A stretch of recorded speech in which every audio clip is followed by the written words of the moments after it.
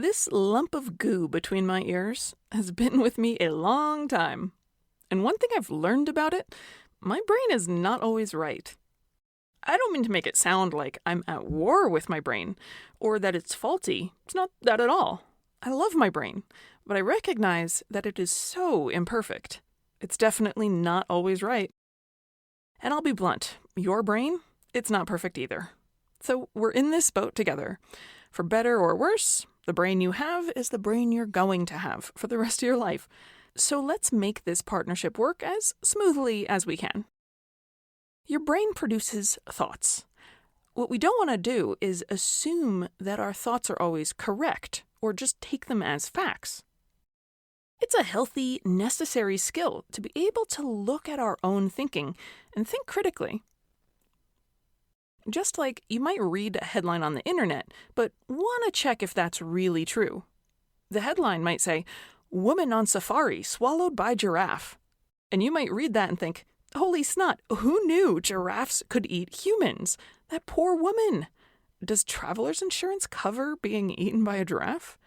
I mean, I've always wanted to go to Africa, but not if there are people eating giraffes. Plus lions, hyenas. Okay, I'm pretty much scratching Africa from my places to travel.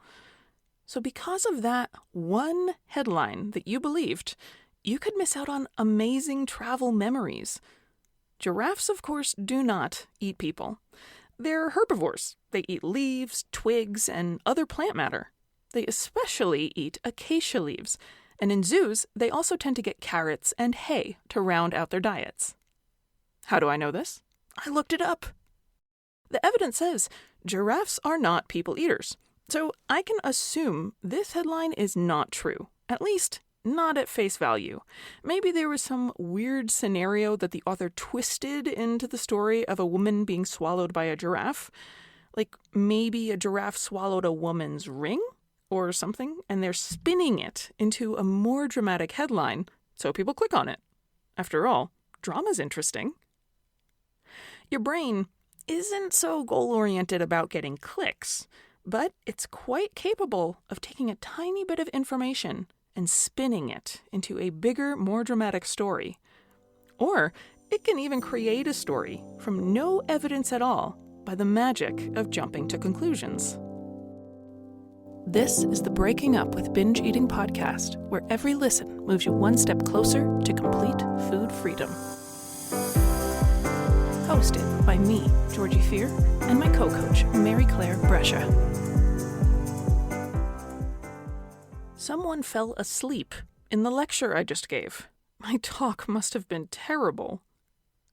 That guy didn't call me back after our first date. I'm not pretty enough. Oh man, I've got this terrible headache.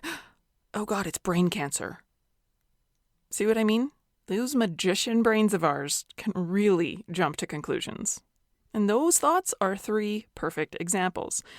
None of them are necessarily true. The reality is, college students fall asleep in classes all the time, and that's because they stay up late and are generally under-rested. It really doesn't mean anything about the quality of the lecturer. There are also dozens of reasons a person might choose not to continue dating another. Assuming that it's appearance-related is completely baseless. And assuming you have brain cancer, a very scary thought, just because your head hurts is a really big leap, when it's easily related to being dehydrated, looking at a screen too long, or even clenching your own teeth, potentially because you are worried about your lecturing quality or the guy that didn't call you back.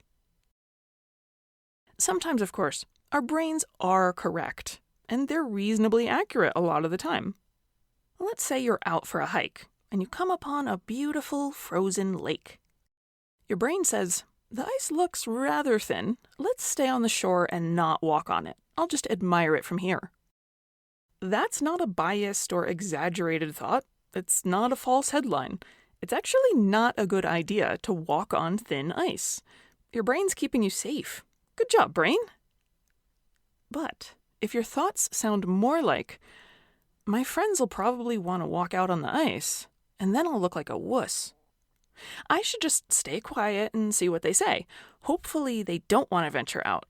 But I really don't want to walk on the ice, and if they do, I'm going to feel like a loser, and they won't like me anymore. They'll tell everyone I'm no fun and not worth being friends with. Georgie ruined another hike. Okay, here, our brain is not doing such a good job when it comes to being accurate. These thoughts include name-calling or labeling, like wuss, loser, jerk. These thoughts also include fortune-telling, which is declaring what other people will do and say as if I know the future, when none of that has happened and might not happen. I also threw in something called personalization, which is blaming yourself for something you are not entirely responsible for. Did you catch that? If somebody doesn't have fun on our hike, it's my fault? Labeling, fortune-telling, and personalization are 3 types of cognitive distortion.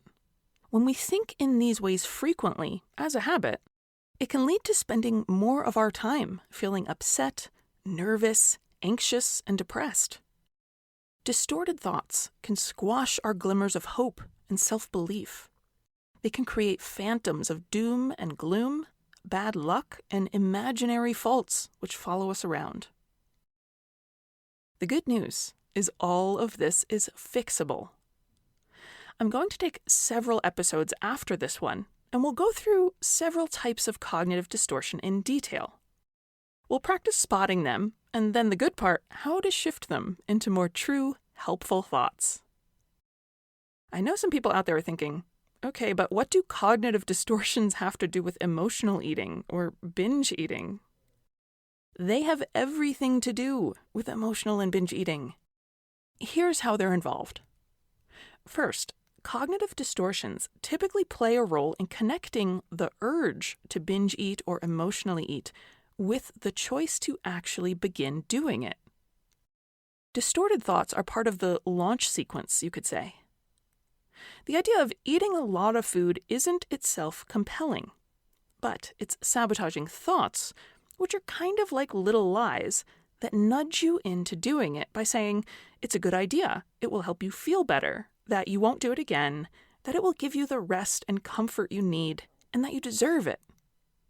They say you're going to fail at being healthy anyway, so why bother trying?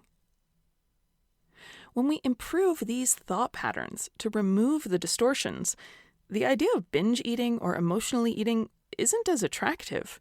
It's more like an idea you can just kind of pass on. Imagine what that would be like for just a second. How amazing would it be to be able to say, yeah, I could, but I don't really feel like it, when the idea of raiding the pantry pops up? No war? It could be just as easy as saying, yeah, we could get Chinese food tonight, but I don't really feel like it. How about Indian? You could pass on it without a struggle. It wouldn't be so appealing, so it wouldn't be so hard to resist. Second, aside from linking food urges to taking action on them, cognitive distortions increase the intensity of negative emotions. So instead of feeling disappointed for a few minutes after a friend canceled plans with us, and then going back to normal, distorted thinking could lead to us spending the entire day under the covers, completely demoralized. Of course, intense emotional suffering is directly linked to binge eating and emotionally eating. But it's also harmful because it costs us confidence, hope, and the motivation to get out and try things, like visiting Africa. If we believe false things that tell us we're in danger or that things will go badly, we don't want to try new things. When much of our lives is filled with worry, shame, or guilt, it's hard to live in line with our values. We spend so much of our energy trying to cope with and comfort ourselves from the pain that we can't proactively include more meaningful things in our lives or take the best care of our health. Changing unhelpful thought patterns into more adaptive habits is something I work with almost every client on. It might be one of the most life-changing transformations they experience, because it not only lets people change their eating habits, but it helps them get out of the way of their own happiness. This week, I'd like you to listen to your own thoughts, and specifically, I want you to look out for 2 things: fortune-telling and mind-reading.